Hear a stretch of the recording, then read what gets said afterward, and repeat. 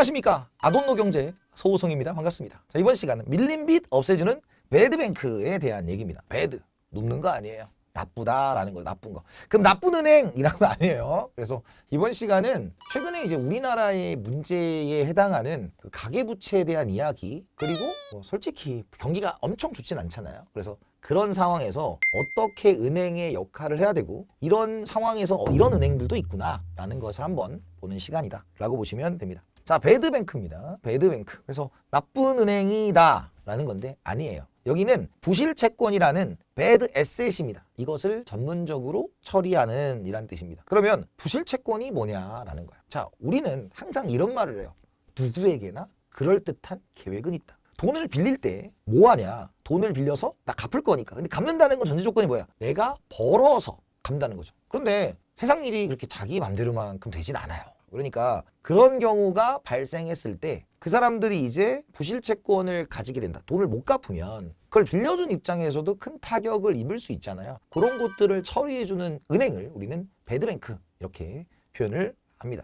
자, 가계부채의 심각성에 대한 얘기를 해요. 이 배드뱅크는 여러 가지 때문이에요. 자, 어마어마해. 이게 지금 봐봐. 이게 쫙 올라가요. 올라가. 그게 무슨 뜻이냐면 우리가 가계 신용대출을 받는 게 물론 우리나라 사람들이 부에 대한 열망이 있어요. 다른 나라도 그렇겠지만. 근데 이제 우리나라 사람들이 좀 더 있는 게 두 가지가 있죠. 첫 번째는 집을 살 때 엄청난 부채를 지고 사요. 근데 우리나라는 집값에 대한 그 거품론 이런 것들도 있기 때문에 지금 내가 빚을 과도하게 내서 사면 집값이 올라서 그걸 덮을 거야 하기 때문에 그거를 이제 갭을 두고 이제 사는 거죠. 집값이 올라서 성공하신 분들이 있으니까 그렇게 받는 거고, 두 번째는 투자에 있어서도 빚을 내는데 좀 어려워하지 않고, 특히 코로나 때 유행했던 코인 열풍 있죠. 이런 것들 때문에 가계 신용 잔액이 올라갔다 이렇게 보시면 됩니다. 가계 부채의 심각성이에요. 그러니까 우리나라가 참 특이한 나라예요. 예, 맨날 뉴스 보면 뭐 정부가 무슨 복지를 하고 뭐 소비 쿠폰을 뿌리고 이런 것들 얘기할 때 정부 부채를 걱정하시는 분이 있어요. 물론 정부 부채가 있긴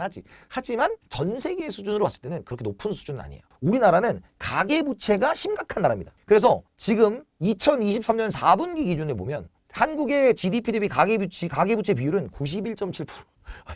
어마어마합니다. 세계는 60.3이야. 한때는 104.2였어요. 그러니까 이게 웃을 일이 아니에요. 웃을 일이 아니고 가계부채가 많다는 말을 다시 뒤집어 봐요. 빚이 많다라는 것은 빚은 내가 벌어서 메꿔야 되는 거야. 그런데 우리나라의 평균적인 그 근로를 보면 20대 후반에 시작해서 50대가 되기 전 혹은 50대 초반에 끝나요. 그리고 2차 노동시장도 없고요. 첫 번째 일자리에서 자기가 도태되게 탈락하게 되면 그만큼 또 가질 수 없는 나라이기도 합니다. 그렇기 때문에 이 가계부채라는 것은 어마어마한데 못 갚을 가능성도 우리나라의 고용구조상 굉장히 크다 이렇게 말씀드릴 수가 있습니다. 그래서 가구 처분 가능 소비 가계부채 비율이 올라간다라는 거죠. 그러면 부채가 많다? 뭐가 발생한다? 이자를 갚아야 되는 상황이 발생한다. 그럼 이자는 누가 먹냐? 은행이 먹는다. 그럼 은행이 먹는다는 것은 우리가 쓸 돈이 부족하게 된다 이겁니다. 그래서 여러분 장사가 잘 안 되는 거예요. 요즘에 우리가 부채를 진 만큼 은행이 다양한 이자를 내고 있기 때문에 소비나 투자나 이쪽으로 갈 금액들이 줄어들어서 체감 경기라는 것이 낮게 느껴진다라고 보시면 됩니다. 자, 그래서 지금 원인 및 위험 요인 말씀드렸죠. 주담대 증가, 주택담보대출, 코로나 이게 B2이죠. 코인, 주식. 당연히 전 세계가 이자율을 뭐 했고? 낮췄고. 이자율과 주가는 반비례. 이자율이 낮아지면 그 돈이 어디로 간다? 주식, 코인 이런 걸 가고. 두 번째는 높은 이자 부담입니다. 내가 가지고 있는 돈, 가처분 소득은 내가 가지고 있는 소득에서 비소비 지출, 거기에 조세나 나가야 되는 이자 부담 이런 걸 뺀 거예요. 그러니까 내가 가진 돈이 없으니 쓸 돈도 없는 거죠. 그래서 소비 심리가 위축되고, 이것은 총 수요가 뭐 하는 거? 감소하는 거예요. 이 나라가 좀 잘 된다, 경기가 좋다는 기본은 총수요, 소비, 투자, 정부 지출, 수수출 이게 높아야 되는데 쓸 돈이 없어. 그러니까 소비와 투자가 잘 안 되는 거고. 세 번째는 특유의 전세제도예요. 우리나라와 볼리비아만 있다고요, 전세제도. 그래서 볼리비아는 어떻게 됩니까? 돈 안 갚아? 그럼 집을 먹습니다. 그런데 이 전세제도라는 건 우리나라의 믿음이고, 이 전세제도는 생각하기 나름이에요. 그래서 집주인을 믿느냐 안 믿느냐, 그리고 거기에 이제 허그, 이게 보증을 해주기 때문에 가능한 거지만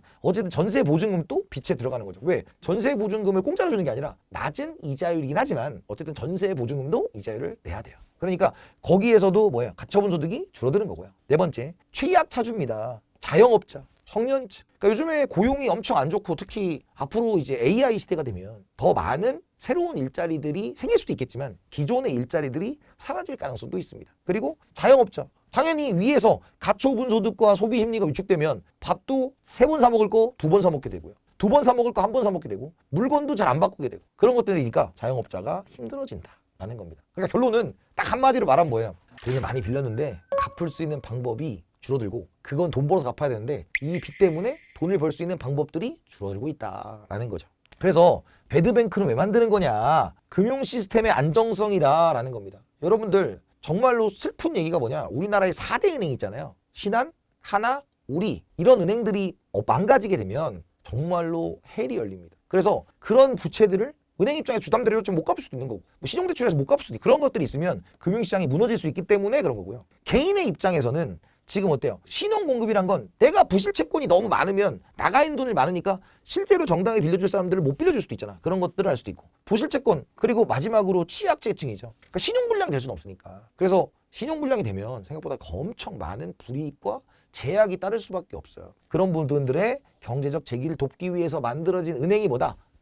배드뱅크다라는 얘기입니다. 배드뱅크와 도덕적 해이죠. 배드뱅크는 분명히 이런 좋은 기능을 가지고 있다. 부실채권을 모아서 해결해 주지만 도덕적 해이라는 거예요. 도덕적 해이라는 것은 정보가 비대칭적으로 가지고 있어요. 그래서 돈을 빌려준 채권자와 돈을 갚는 채무자 사이에 정보가 다르다는 거죠. 여러분 친구 사이에 돈 빌려준 적 있잖아요. 빌릴 때는 누가 갑이에요? 빌려주는 사람이 갑이에요.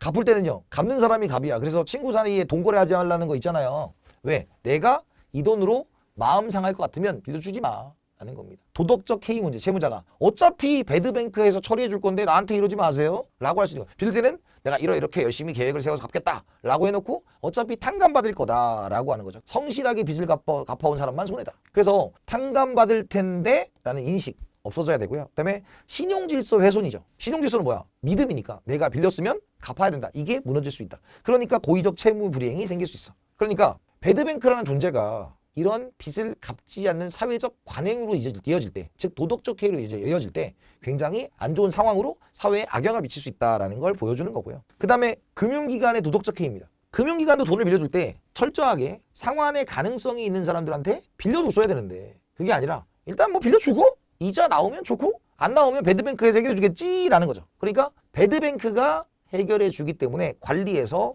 소홀될 수 있다라는 것입니다. 자, 그 다음에 손실 부담 전가. 그 손실은 본래 돈을 빌려준 채무자인 금융권에서 져야 되는 거잖아요, 원칙적으로. 다만 배드뱅크가 있으면 그래 내가 이 정도의 손해를 어차피 국가적 차원에서 보조를 해줄 수 있기 때문에 내가 크게 스트레스를 받지 않아도 돼. 그러면 그 돈은 어디서 오냐? 세금에서 온다는 거죠. 그래서 내가 신용의 불량을 일으키지 않았음에도 불구하고 그 책임의 주체가 될 수 있다라는 것이기 때문에 국가의 그 국민들의 다른 부담으로 나타날 수도 있다라는 것입니다. 자, 그래서 한국의 배드뱅크는 한마음금융이 2004년이 뭐냐면 이제 카드 대란도 있었고요. 이런 것들이 있었을 때 먼저 배드뱅크 프로그램을 만들었고 그 다음에 장기 채권, 행복기금, 세도약기금 이런 식으로 발전해 왔다. 그래서 이름은 다르지만 희망을 모으고 마음을 모으고 행복해져야 되고 도약을 해야 된다. 이런 이름으로 가고 있다라는 것입니다. 자, 그래서 지금은 이제 새 도약기금으로 캠코에서 하고 있고요. 7년 이상 연체된 원금 5천만 원 이하의 개인의 무담보 채무만 대상으로 합니다. 금융채권, 금융기관으로 부실채권을 낮은 가격에 매입해서 이제 심사미죠. 무조건적으로 하는 게 아니라 이 사람이 상환 능력이 있고 이런 일들을 할 수 있다라는 걸 가지고 한다라는 것입니다. 그래서 상환 능력이 없다면 어때요? 특정 기구를 충족하면 탕감을 해주고요. 상환 능력이 있으면 원금의 일부를 감면하고 10년간 분할 상환할 수 있게 해주고 추심을 중단하는 건 요걸 이제 배드뱅크에 들어가는 순간 다른 금융기관으로부터 그런 복촉은 없애준다라고 보시면 될 것 같습니다. 그래서 여러분들이 이번 시간에 한 내용은 뭐냐면 배드뱅크라는 게 과연 필요한가라는 거예요.